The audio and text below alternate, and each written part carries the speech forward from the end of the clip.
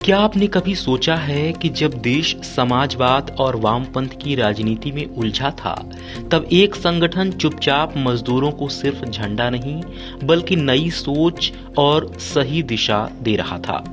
क्या आपको पता है कि भारत का सबसे बड़ा मजदूर संगठन भारतीय मजदूर संघ सिर्फ मजदूरों की तनख्वाह और हक की लड़ाई नहीं लड़ता, बल्कि राष्ट्र निर्माण की मजबूत नींव भी खड़ी करता है। संघ शताब्दी वर्ष विशेष में आज हम आपको बताएंगे राष्ट्रीय स्वयंसेवक संघ के अनुषंगिक संगठन भारतीय मजदूर संघ की प्रेरक गाथा। इस वीडियो में आप जानेंगे कैसे इस संगठन ने सिर्फ नारे नहीं दिए, बल्कि नीति, नेतृत्व और नैतिकता से भारतीय श्रमिक आंदोलन को आत्मा दी।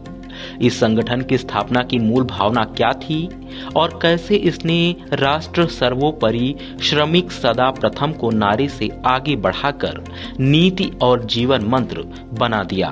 तो चलिए जानते हैं भारतीय मजदूर संघ की वह यात्रा जो संघर्ष से समाधान और विरोध से विकास तक लगातार जारी है। भारतीय मजदूर संघ की स्थापना 23 जुलाई 1955 को दंतोपंत ठेंगड़ी जी ने भोपाल में की थी। इसके लिए अखिल भारतीय बैठक बुलाई गई थी।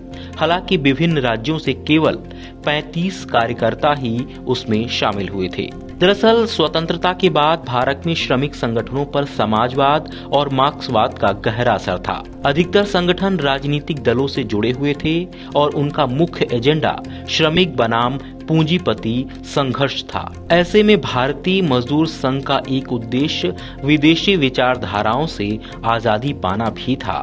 दत्तोपंत ठेंगड़ी जी का मानना था कि भारत के श्रमिकों को सशक्त बनाने के लिए यूरोपीय संघर्ष के नकल नहीं, बल्कि देशज विचारधारा जरूरी है।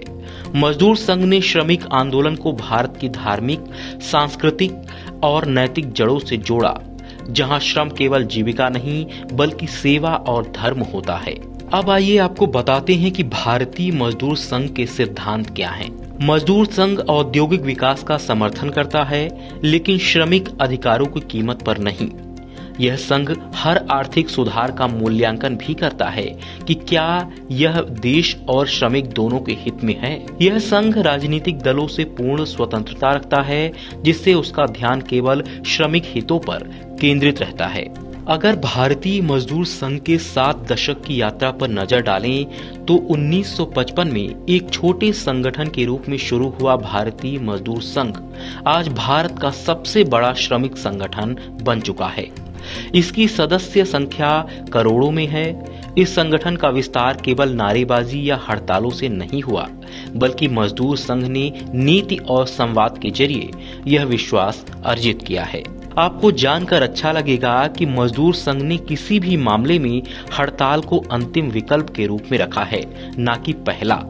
इस संगठन का संघर्ष मॉडल है: पहले संवाद, फिर लिखित ज्ञापन, फिर जागरूकता अभियान, फिर शांतिपूर्ण प्रदर्शन और यदि जरूरत हो तो अंतिम चरण में हड़ताल।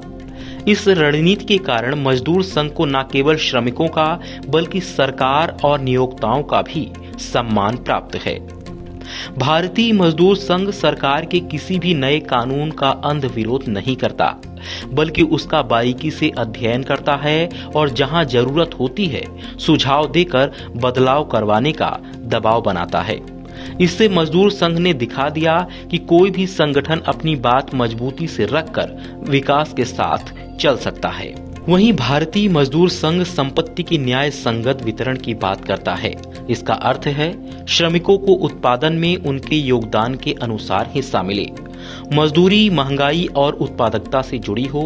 स्वास्थ्य, आवास, पेंशन जैसी बुनियादी सुविधाएं हर श्रमिक को मिले। सहकारी संस्थाओं और श्रमिक स्वामित्व को बढ़ावा मिले।